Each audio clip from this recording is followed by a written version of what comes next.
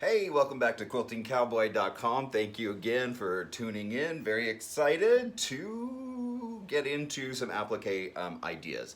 So as you know, I am creating a pattern for Hearts from New Zealand for the Nabi family that was affected by the mass shooting in Christchurch.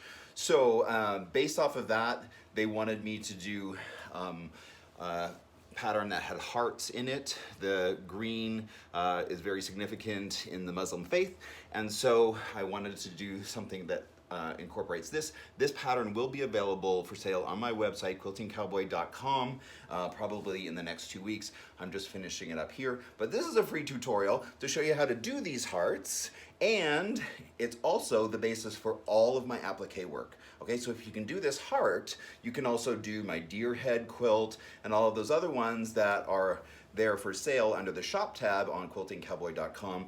It all uses the same technique, okay?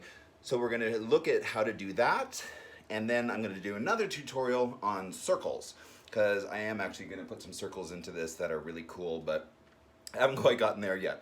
Anyhow, so let's get started. The first thing you're gonna wanna do is get your supplies together, right? I love this no melt plastic, right? And that's what you're gonna use in order to create your template, right? And so the first thing we're gonna do is, where is it? is print out what it is that you wanna make your shape in fabric. So I have some printed somewhere. Let me find it. I'll be right back. Oh, Lord have mercy. Okay, I'm back. And these are the shapes that I'm going to be focusing on for this quilt. It will be included in the pattern when you buy it. And just so you know, like, we got a new puppy, and she has, like, been playing with me, but anyhow, so if I'm a little scratched up here and here and on my hands and everything, look at that. That's just being a good dad. Anyways, she's great. I love her a lot. She's around here somewhere. But yeah, a Great Dane puppy, no joke. She has won a few times. Anyhow, back to the work. So this is the template, right? And so I just printed it off on my computer. Like I said, it'll be in the pattern. And so we're going to essentially just attach this to this sheet of plastic, this non-melt plastic that it's no melt Mylar template plastic, right? And I think I got this at Piper's Quilt. Wow, way back in the day in Utah. But you can probably get similar things at Michael's. If not, you can find it online. I've also used other plastics, that I've just found at regular craft stores, but you do have to be careful about melting if you use a cheaper plastic, okay? So let me show you what we're gonna do first, and in terms of attaching the template plastic to the template paper that we're gonna be cutting out, okay? Now you can see here where I've already cut one out, but we're gonna start from the beginning. How did I do that? Okay, so you take your printed paper, right? And you just find the area, you get some double stick, oh, look at this, wow. Okay, that's just garbage. Yuck. All right, so find the right place where it's gonna be, and then just pull it up, put it on the paper, right? A couple strips of double-sided stick tape, just to make sure that it doesn't move while we're cutting it out. Okay, so that should do. Put this down on top of it. There we go. We're ready to start cutting it out. What I'm gonna do is just take a blade like this, right? Box cutter, easy enough, and just start cutting away and cutting out your template, and make sure that you cut it out perfect. Just go slow and follow that line and cut through to create that perfect template that's made up of non-melting plastic. All right, so I'm just gonna go through this and carefully cut this out. Okay, so it's pretty much cut out. Now I just gotta free it from its surroundings. All right, here we go. Look, there we go. Easy enough, right? And it still has the paper on the back, which is fine. But I'm gonna pull that off, but leave some of this mess of the tape actually there. Why? Because it identifies what's the back side versus the front side. Now, some shapes are gonna be more specific, whereas this one would work on either side, but when you're trying to actually create a real shape, you wanna make sure that it doesn't get reflected, right? Because you have to make sure that the fabric goes on the correct side. Again, because this works both ways, it's not as important, but when you start working with complicated shapes, you wanna make sure that you're not accidentally reversing it by putting the fabric on the wrong side. So, identify what is the back side versus what is the front, which is where the fabric goes, by leaving some of that tape there, right? And so I can easily get that done. Okay, so next thing that we're gonna do is cut out our fabric. We'll just get a piece of fabric that's big enough. Hold on one second. So this particular project, I chose this gradient green, which I really love, so that as I make the hearts, they go from a darker green up here down to a lighter green at the end, right? And so I'm just gonna see how wide I need this fabric to be in order to cut that, and then I'm just gonna cut a strip that's wide enough to accommodate the template, right? So that's what I'm gonna do next.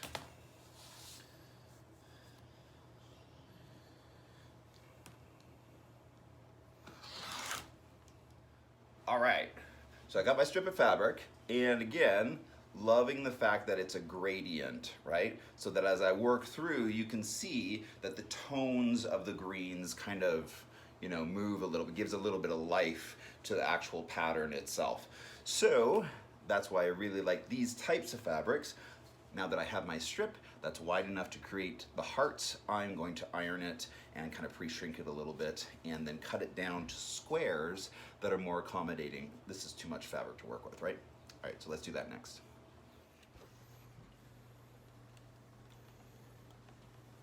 Alrighty, so it's ironed, ready to start cutting. I have it doubled over just so that I can kind of double my efforts here. And I'm just going to go through, I got my template there, and kind of cut some pieces, some squares that are big enough to accommodate the work as I move forward here into actually creating the hearts. So just go ahead and do that. Cut yourself some good sized squares. Don't make it too tight. Leave yourself room.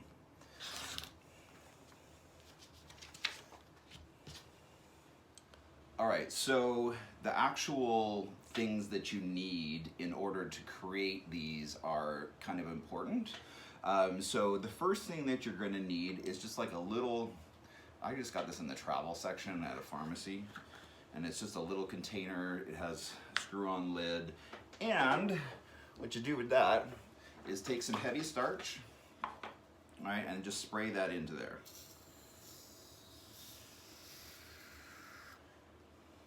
Good enough. Q-tips. Yes, I have a specific Q-tip holder. The sickness is real. And that goes there. And then the other things that you're gonna need is some glue. You're gonna need a fabric glue stick, or I also really like these Roxanne's glue basted. It's a temporary basting glue that has kind of this needle kind of tip on it, so it's really easy to control where the glue is going. Anyhow, so some of those will be helpful, and the first thing that you're gonna wanna do is take your plastic template, right?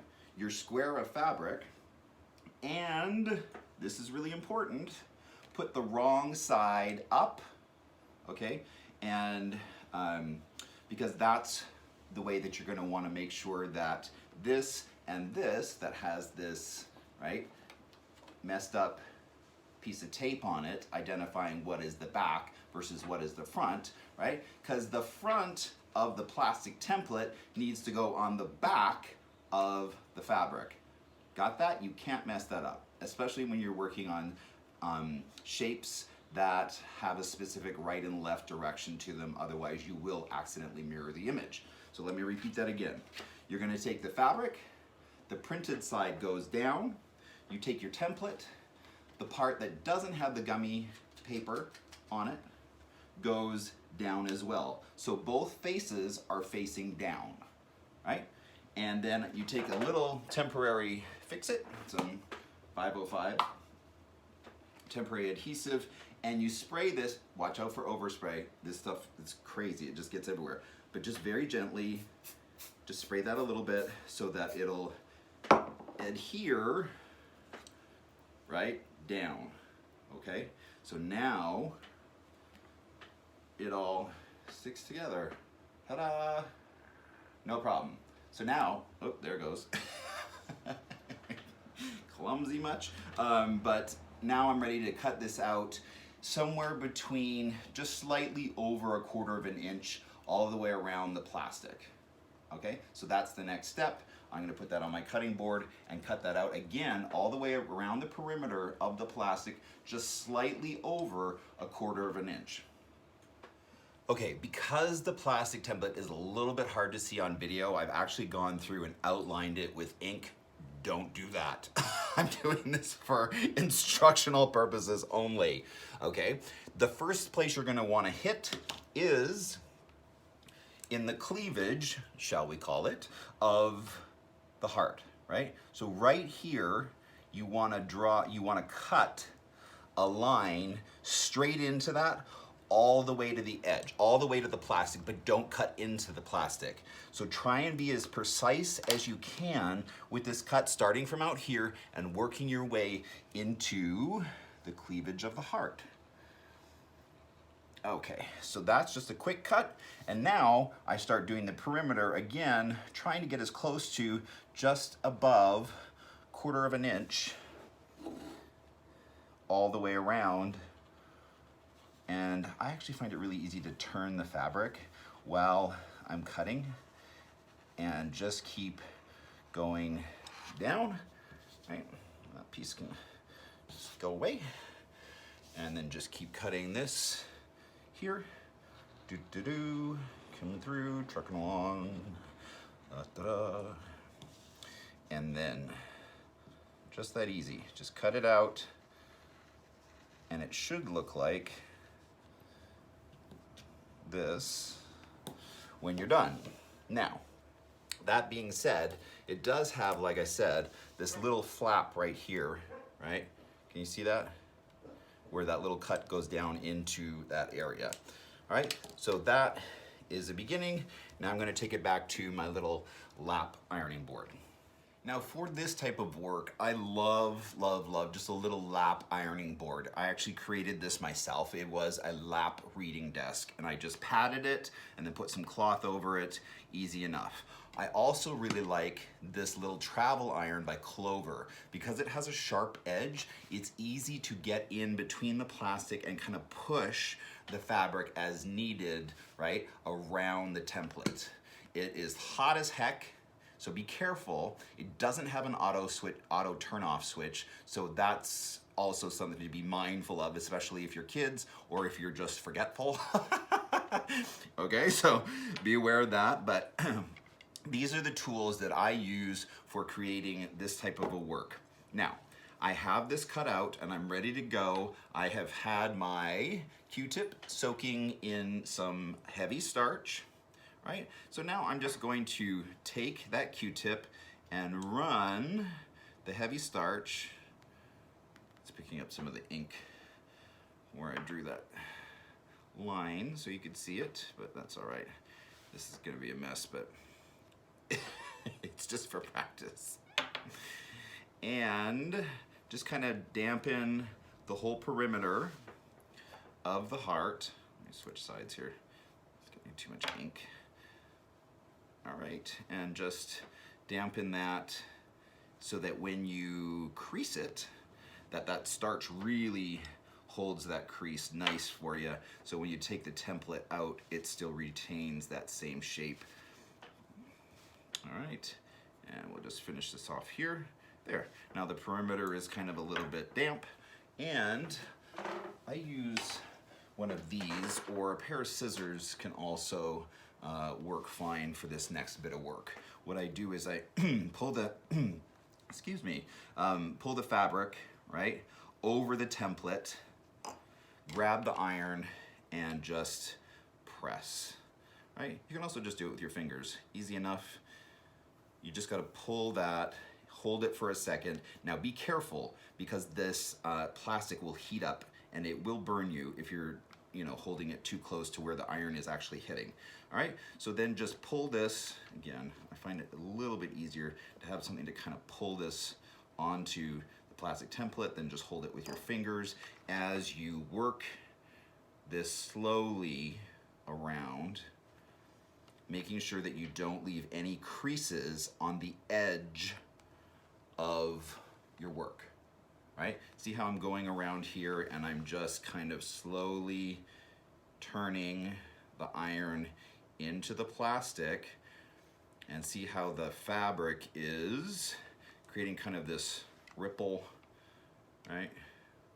It's not quite a pleat, but it's just the gather of the excess, right? See how that's working? Right? Now, when you get to, again, what I'm calling the cleavage of the heart, pull that as tight away as you can, again, avoiding any hard creases, right, on the edge, and then getting in here as good as you can and holding that down just for a second. And there you go. That's one side, that's one half, right? Easy. Okay, so then I'm just gonna continue along down through this part, hold this down for a second right there, and just keep on going. All right, so I made, right, a crease all the way around the plastic template. That's what it looks like from the good side. From the wrong side, it looks like this. And see how it kind of gathers and it has all of these around here, and then it's cut down right into the middle here and then continues along. That's how it should look, right? And what I'm gonna do next is just take the plastic out.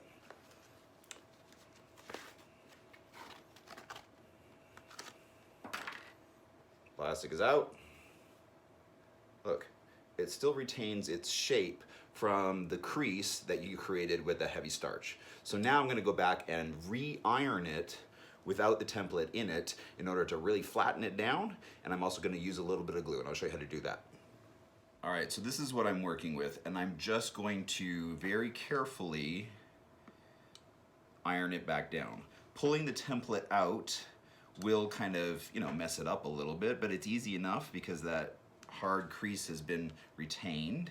And on the curvy areas, just very slowly go through, and I will probably take my glue stick, fabric glue stick, and just take a swipe around the areas that might be a little bit more difficult, say in this part of the heart, and especially right here on the cleavage, right?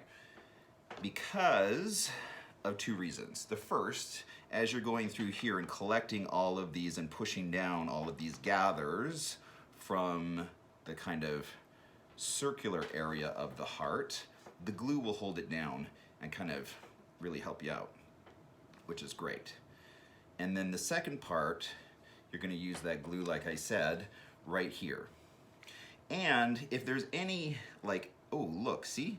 I don't know if you can see that, but there's actually a deeper cut there than what is folded. And I don't wanna have any raw area. So I'm gonna take this and I'm actually gonna just finger press it so that it incorporates a little bit deeper of the V than what I had done the first pass, because like I said, I don't want any raw edge, right? So this will just kind of take that out of the equation, and I'll just fold it back just the tiniest bit, okay? You can see where the pen line was versus where it's folded now. So I've just gone in a little bit deeper and created a bit deeper of a fold so that it'll hold there, and again, the glue will help me out by holding that once I press it. Again, I might take some glue, if you're using the Roxanne's, just like this, and pour that, just a couple drops back down in here. Whoa, this is dripping here. dripping out the wrong side, but not a problem. You just pick it up with this, and you'll see just a little swipe in there will in fact be enough to kind of hold it down as I go around here and press this down. You'll be really happy that you did that with the glue, especially if you're doing a bunch in a row and you set them aside. Somehow when you set them aside, they kind of start to come undone. The glue will avoid that and keep everything in perfect shape. And there you go. There is my heart. The other thing you want to probably make note of is right here, you have this overlap right there on the point. I'm gonna cut the excess off. Right, where are my damn scissors? One moment, oh, they're there. All right, so I'm going to actually snip this excess off. Move my iron so I don't burn myself. Can you see this? My scissors right in here, right? They are going to just cut that off. My front side is still correct, but now my back side has less fabric, making it a lot easier to deal with. Okay, so that's it. Now I can turn it back to its right side and kind of finish up a little bit. There's a little bit of a crease here that I'm not happy with. So I'm just gonna go around and really iron it down so that it's perfect. I'm really happy with it. And that is pretty much it. You just go through and make these, and they're easy enough to make. Make a bunch of them.